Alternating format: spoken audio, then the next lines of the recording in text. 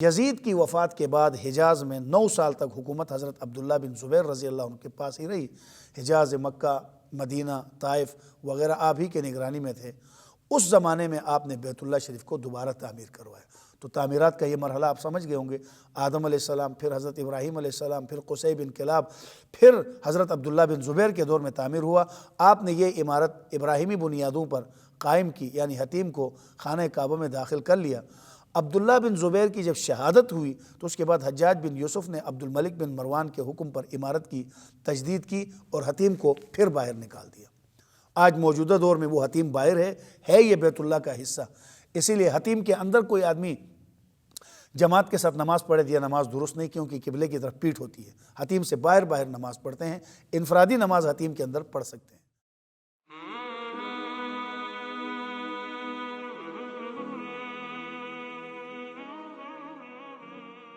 اعوذ باللہ من الشیطان الرجیم، بسم اللہ الرحمن الرحیم۔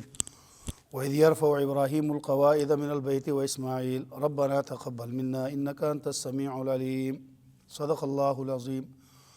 وَإِذْ يَرْفَعُ إِبْرَاهِيمُ الْقَوَاعِدَ، اور اس وقت کو یاد کرو جب ابراہیم علیہ السلام اور اسماعیل علیہ السلام نے بیت اللہ شریف کی بنیادیں اٹھا رہے تھے، اور وہ دونوں کہتے تھے ربنا تقبل منا، اے ہمارے پروردگار ہم سے قبول فرما، انک انت السمیع العلیم، بے شک تو سننے والا جاننے والا ہے۔ ربنا وجعلنا مسلمین لک، اے پروردگار بنا دے ہم دونوں کو اپنی فرمان برداری کرنے والے، اور بنا دے ہماری اولاد میں سے بھی ایک اپنی فرمان بردار امت۔ وارنا مناسکنا، اور بتلا دے ہم کو ہمارے احکام۔ وتب علینا، اور ہمارے اوپر رجوع فرما، انک انت التواب الرحیم، تو ہمارے اوپر رجوع فرما مہربانی کے ساتھ، بے شک تو ہی رجوع فرمانے والا اور از حد مہربان ہے۔ گزشتہ آیات کے ساتھ اس آیت کا تعلق یہ ہے کہ گزشتہ آیت میں اللہ تعالیٰ نے وَإِذْ جَعَلْنَا الْبَيْتَ مَثَابَةً لِلنَّاسِ، جو آپ نے کل پڑھا کہ ہم نے بیت اللہ شریف کو لوگوں کے لوٹنے کی جگہ اور ثواب کا مرکز بنایا تھا، وہاں پر اس بات کو بھی یاد کرو جب ہم نے بیت اللہ شریف کو لوگوں کی رجوع کی جگہ، مرکز ہدایت اور جائے امن بنایا۔ اس کے ساتھ ہی ساتھ آپ نے سماعت فرما لیا تھا، ساتھ مقام ابراہیم کا بھی ذکر ہوا تھا، جس پہ کھڑے ہو کر ابراہیم علیہ السلام نے بیت اللہ کی تعمیرات کی کل کی آیات میں، اور ساتھ بیت اللہ شریف کو پاک صاف رکھنے کا حکم ہوا۔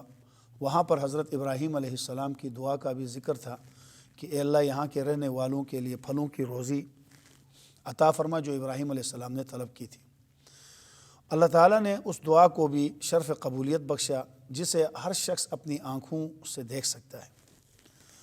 اب اس آیت میں تاریخ کعبہ کا ذکر ہے کہ اللہ تعالیٰ نے بیت اللہ شریف کی تعمیر کا ذکر اس آیت میں کیا ہے۔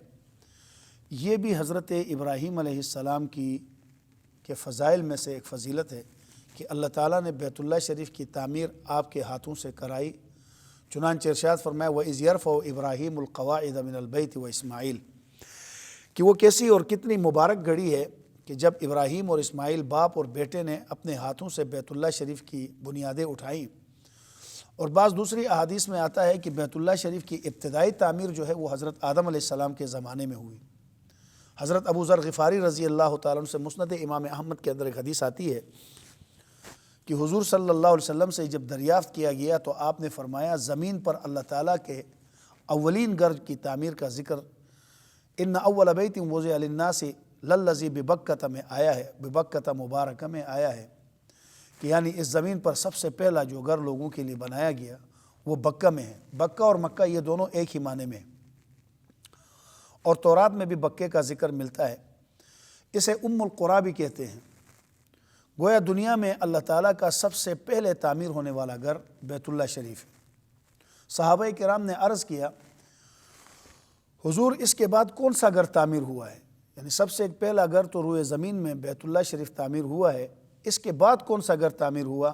تو آپ صلی اللہ علیہ وسلم نے فرمایا بیت المقدس، اور یہ بھی ارشاد فرمایا کہ بیت اللہ اور بیت المقدس کی تعمیرات میں 40 سال کا وقفہ ہے۔ اس حدیث کو جب دیکھتے ہیں کہ ان دونوں کے درمیان 40 سال کا وقفہ ہے تو ایک اشکال پیدا ہوتا ہے، وہ یہ کہ حضرت آدم اور حضرت ابراہیم علیہ السلام اور حضرت داؤد علیہ السلام کے زمانے میں بہت زیادہ فرق ہے، پھر دونوں گھروں کی تعمیر میں صرف 40 سال کا وقفہ کیسے ہوا؟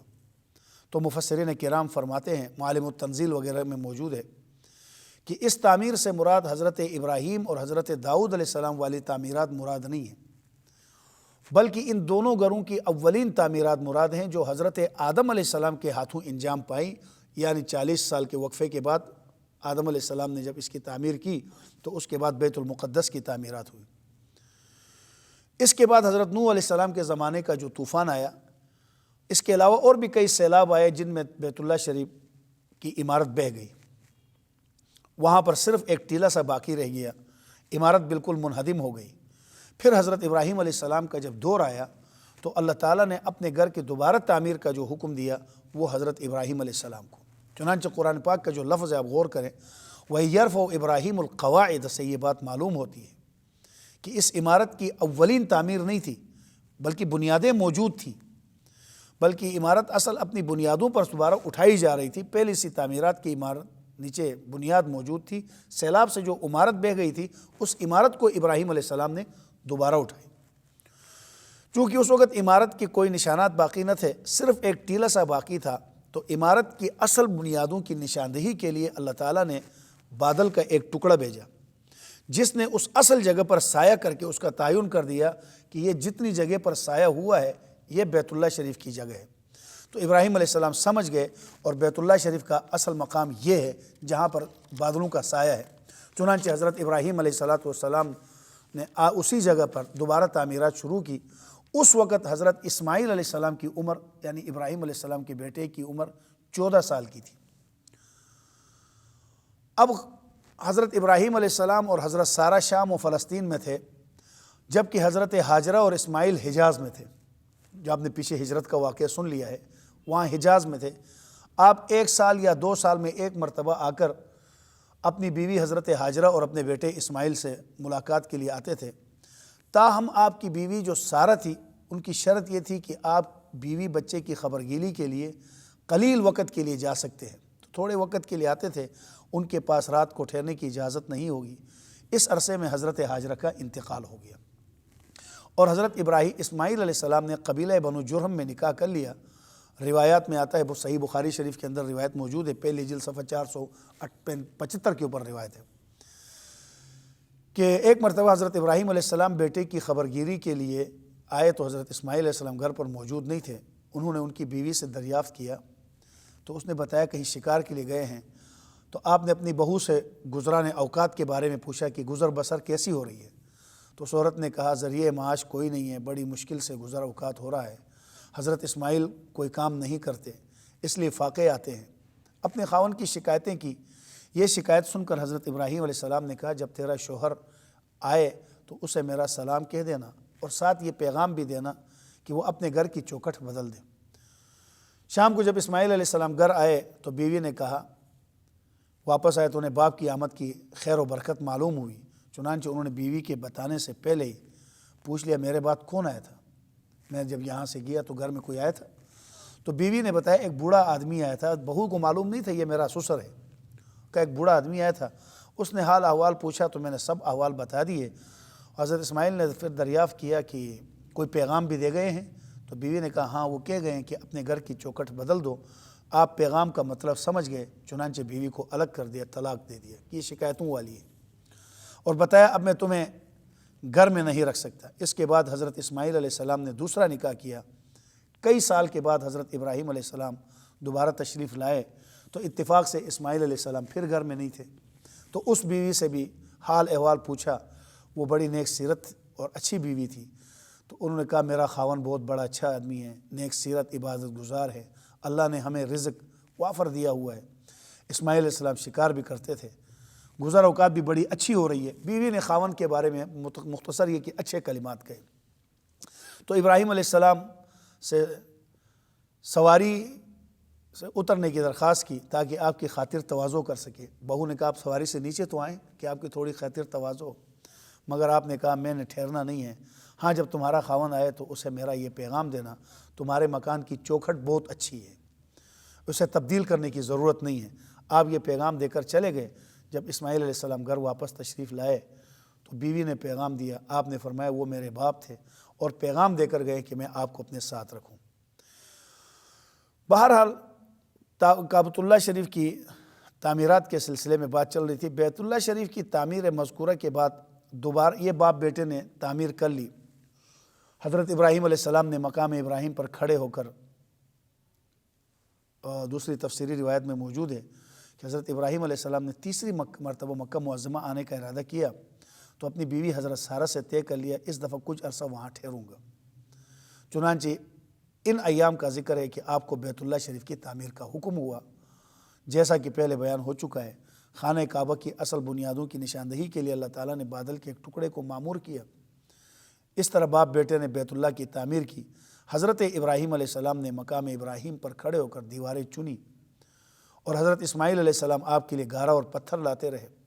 اس طرح حضرت آدم علیہ السلام کی تعمیر کے بعد جب یہ عمارت طوفان نوح کی نظر ہو گئی تھی تو حضرت ابراہیم اور اسماعیل کے ہاتھوں وہ دوبارہ تعمیر ہو گئی۔ یہ عمارت ذی القعدہ میں شروع ہو کر ذی الحجہ میں تقریباً 1 ماہ میں پایہ تکمیل تک پہنچ گئی، مکمل ہو گیا۔ بیت اللہ شریف کی تعمیر مذکور کے بعد اس جو ذکر کیا جس تعمیر کا،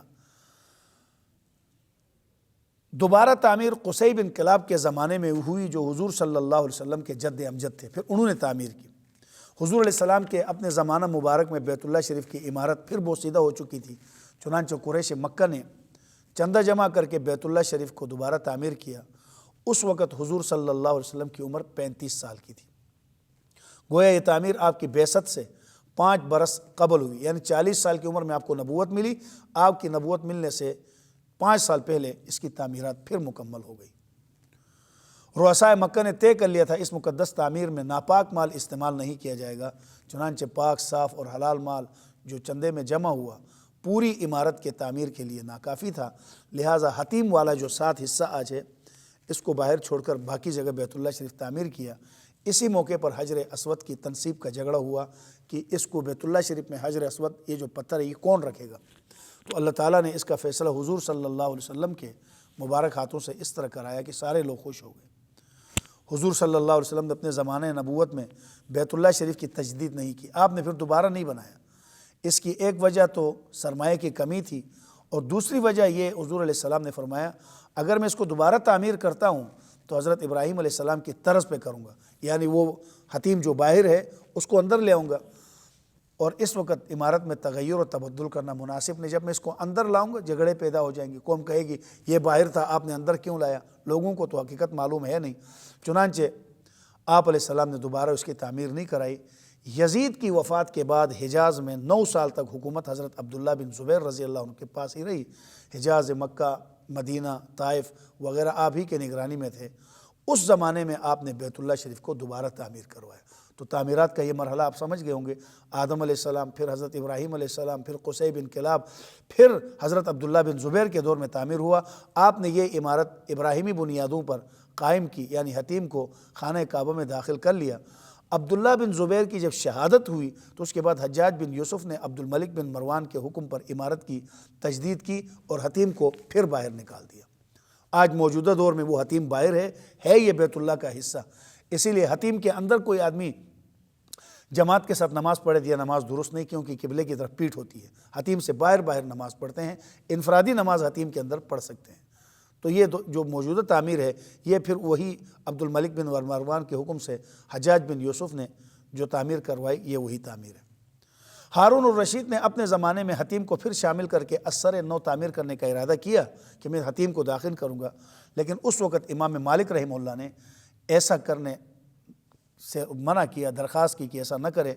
آپ کا نظریہ یہ تھا ایسا کرنے سے یہ مقدس گھر آئندہ آنے والوں کے لیے کھلونا بن جائے گا، کوئی نکالے گا، کوئی بس اب جیسا بنا ہے اس کو بنا رہنے دو کہ بیت اللہ شریف کی عظمت میں فرق نہ ہے۔ چنانچہ ہارون الرشید نے امام مالک کی درخواست پر عمل کرتے ہوئے اپنا ارادہ ترک کیا۔ اس کے بعد ترکوں کے عہد میں سلطان مراد خان کے زمانے میں بیت اللہ شریف کی پھر تعمیر ہوئی۔ تو یہ دیکھو یہ 6ٹھی تعمیر، تو بیت اللہ شریف کی کئی بار تعمیرات ہوئی ہیں۔ تعمیر کی تجدید ہوئی اور پھر 1040 ہجری کا واقعہ ہے کہ موجودہ عمارت وہی ترکوں کی تعمیر کردہ ہے۔ اب تک بیت اللہ کی عمارت میں کوئی تبدل و تغیر نہیں ہوا۔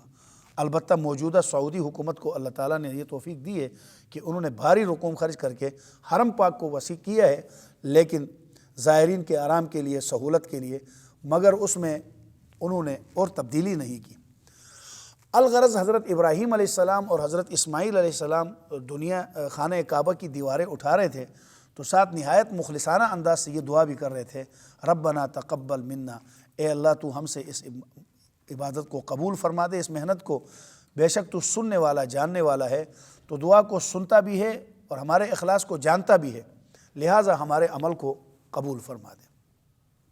ظاہر ہے کہ قبولیت کے بغیر ہر عمل بیکار بلکہ بیکار محض ہے، اسی لیے انبیاء علیہ السلام ہمیشہ دعا کرتے تھے کہ ہمارا عمل قبول ہو جائے۔ عمل کے اندر اصل چیز قبولیت ہے، اور قبولیت آتی ہے اخلاص کے ساتھ۔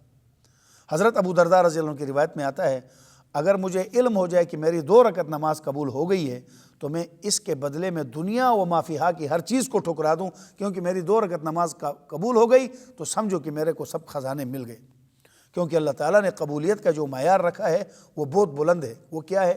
انما یتقبل اللہ من المتقین، کہ اللہ تعالیٰ ہمیشہ متقیوں کے اعمال ہی کو قبول کرتا ہے۔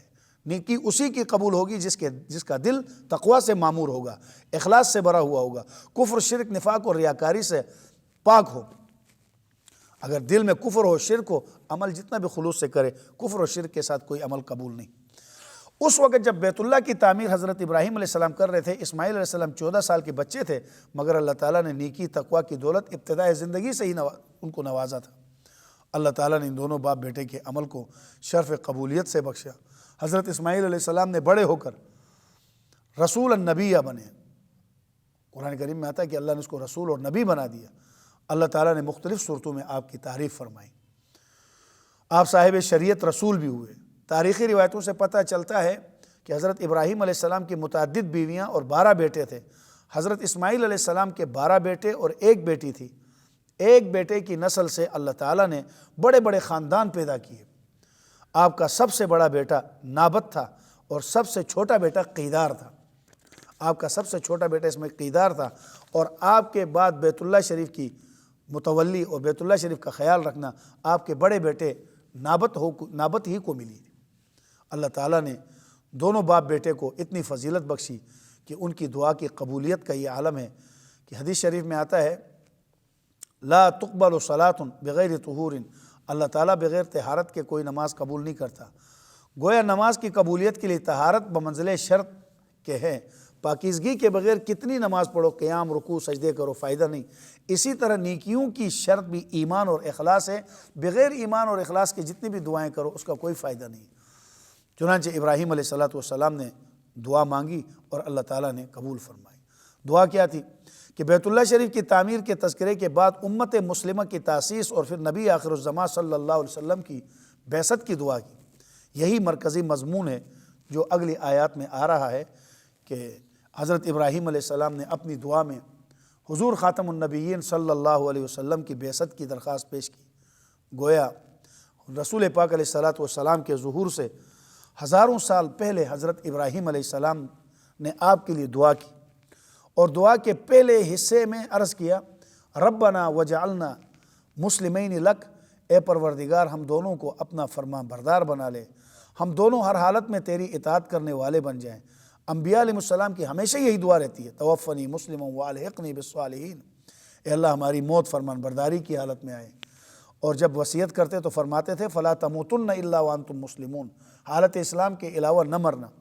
تو اسماعیل علیہ السلام نے بھی یہی دعا کی، ربنا وجعلنا مسلمین لک، اے اللہ ہم دونوں کو فرمان بردار بنا، اور یہ بھی اللہ کی توفیق سے ہی ممکن ہے۔ دوسری جگہ موجود ہے کہ اللہ تعالیٰ نے فرمایا ابراہیم اسلم، فرمان بردار ہو جاؤ، تو ابراہیم علیہ السلام نے جواب میں کہا اسلمت لرب العالمین، میں رب العالمین کا مطیع اور فرمان بردار ہوں۔ حضرت ابراہیم علیہ السلام نے پہلے اپنے لیے اللہ تعالیٰ کی فرمان برداری کی دعا مانگی، پھر اپنی اولاد کے متعلق عرض کیا، وَمِن ذُرِّيَّتِنَا أُمَّةً مُسْلِمَةً لَكَ، ہماری اولاد میں ایک فرمان بردار جماعت پیدا فرما۔ یہاں یہ بات واضح ہوتی ہے، جس وقت یہ دعا کی گئی اس وقت حضرت ابراہیم اور اسماعیل ہی وہاں موجود تھے، لہٰذا امت مسلمہ کی دعا حضرت اسماعیل کی اولاد کے حق میں تھی۔ امت مسلمہ سے مراد اسماعیل علیہ السلام کی اولاد، کیونکہ حضرت اسحاق علیہ السلام تو اس وقت تک ابھی پیدا ہی نہیں ہوئے تھے۔ اس مقام پر یہود و نصارہ دھوکہ کھاتے ہیں کہ حضور علیہ السلام کی رسالت کا انکار کرتے ہیں، اور ان کا یہ دعویٰ ہے کہ یہ دعا حضرت اسحاق کے حق میں ہے، اور امت مسلمہ بھی آپ ہی کی قوم ہے۔ حالانکہ تاریخی شواہد اس بات پر گواہ ہے کہ امت مسلمہ کا تعلق حضرت اسماعیل علیہ السلام کی اولاد سے ہے، کیونکہ دعا کے وقت وہ موجود تھے اور دعا میں شامل تھے۔ چنانچہ یہ قبولیت دعا کا نتیجہ تھا کہ اللہ تعالیٰ نے آخری نبی حضرت محمد صلی اللہ علیہ وسلم کو حضرت اسماعیل علیہ السلام کی اولاد میں مبعوث فرمایا۔ اور دعا کا دوسرا حصہ، باپ بیٹے نے اللہ تعالیٰ سے دعا کی وَأَرِنَا مَنَاسِكَنَا، اور اللہ حج کے جو احکام ہیں تو ہمیں وہ بتلا دے۔ مناسک منسک کی جمع ہے جس کا لفظی معنی ہے دھونا، اس لیے عرب والے کپڑا دھونے کو نسک و صوب بولتے ہیں، نسک قربانی کو بھی کہتے ہیں۔ اسی مناسبت سے عبادت اور ریاضت کو نسک کہتے ہیں، اور عابد کو ناسک اور عبادت گاہ یا قربانی کی جگہ کو منسک کہتے ہیں۔ گویا معنی یہی نکلتا ہے جس طرح دھونے سے کپڑا میل کچیل سے پاک ہو جاتا ہے، اے اللہ اسی طرح قربانی اور عبادت سے ہمارے انسان کے گناہ جو ہیں وہ دھل جاتے ہیں۔ یا اللہ تو ہمیں صاف پاک کر دے۔ خانہ کعبہ کی تعمیر مکمل ہو گئی جیسا کہ گزشتہ دروس میں آیا، تو اللہ تعالیٰ نے حضرت ابراہیم علیہ السلام کو حکم دیا کہ اب بیت اللہ تو بن کے تیار ہو گیا، اب اس کے زائرین کے لیے، اس کی عبادت کے لیے تو اعلان فرما دے۔ ضروری تھا جس حج کا حکم دیا جا رہا ہے اس کا طریقہ اور احکام بھی معلوم ہونے چاہیے۔ اسی لیے باپ اور بیٹا دعا کرتے تھے کہ اے اللہ ہمیں حج کے مناسک سکھا دے۔ جب حج کا اعلان کر لیا اب حج کے احکام تو ہمیں سکھا دے۔ اسی لیے حجۃ الوداع کے موقع پر حضور اکرم صلی اللہ علیہ وسلم نے عرفات کے میدان میں اونٹ کی سواری پر جو خطبہ ارشاد فرمایا، اس میں یہ الفاظ بھی تھے جو مسلم شریف میں ہیں، یا ایھا الناس خذوا عنی مناسککم، اے لوگوں مجھ سے احکام حج اچھی طرح سیکھ لو۔ اب بیت اللہ بنایا تو بیت اللہ کی آبادی ہے، حج کرنا ہے اور حج کے احکام ہے وہ سیکھ لو۔ لعلی لا اراکم بعد عامی ھذا، شاید اس سال کے بعد تمہارے ساتھ ملاقات نہ ہو سکے، اس لیے مجھ سے ابھی سیکھ لو۔ اور پھر واقعی ایسا ہی ہوا کہ آپ صلی اللہ علیہ وسلم اس حج کے بعد دوبارہ مکہ مکرمہ نہ آئے اور 3 ماہ بعد اپنے خالق حقیقی سے جا ملے۔ غرض مناسک کے حج کا طریقہ یعنی حج کے افعال اور اس کے احکام مراد ہیں یہاں مناسک سے، جن کے مطابق قیامت تک آنے والے لوگ حج کرتے رہیں گے۔ اور اس کے لیے استعمال کیا کہ ربنا ارنا مناسکنا۔ ارنا رویت سے ہے یا رائن سے ہے، اس کا مصدر رائن بھی آتا ہے۔ اگر رویت مصدر لیا جائے تو اس کا معنی آنکھ سے دیکھنا ہے، اے اللہ ہمیں مناسک حج دکھا دے، اور رائن مصدر ہو تو اس کا معنی ہے دل سے جاننا۔ الم تر الی الذین سے یہاں رویت قلبی مراد ہے، دل سے دیکھنا، کسی بات کو جاننا۔ تو یہاں بھی ارنا کا معنی یہ ہوگا کہ اے اللہ تو ہمیں حج کے مناسک اور حج کے افعال دکھا دے کی بجائے اس کا معنی کریں گے سکھا دے، اور ہماری توبہ قبول فرما دے، اور مہربانی کے ساتھ ہم پر رجوع فرما۔ انک انت التواب الرحیم، بے شک تو ہی توبہ قبول کرنے والا ہے، یعنی مہربانی کے ساتھ رجوع کرنے والا ہے۔ تو تو ازحد مہربان بھی ہے۔ باپ اور بیٹے کی دعا کے 2 حصے مکمل ہوئے۔ تیسرے حصے میں حضور صلی اللہ علیہ وسلم کی ختم نبوت کی درخواست کی ہے، وہ کیا؟ ربنا وابعث فیہم رسولا۔ تیسری دعا بیت اللہ شریف کی تعمیر کے بعد ابراہیم علیہ السلام اور بیٹے نے کیا کی؟ اے ہمارے پروردگار اس کے اندر انہی میں سے، ان لوگوں کے اندر سے انہی میں سے ایک رسول بھیج، یتلو علیہم آیاتک، جو ان پر تیری آیات تلاوت کرے، وَيُعَلِّمُهُمُ الْكِتَابَ، اور ان کو کتاب اور حکمت سکھائے اور ان کو پاک کرے۔ بے شک تو زبردست حکمت والا ہے، تو زبردست ہے اور حکمت والا ہے۔ تو بہرحال ابراہیم علیہ السلام کی دعا کے 2 حصے مکمل ہو گئے۔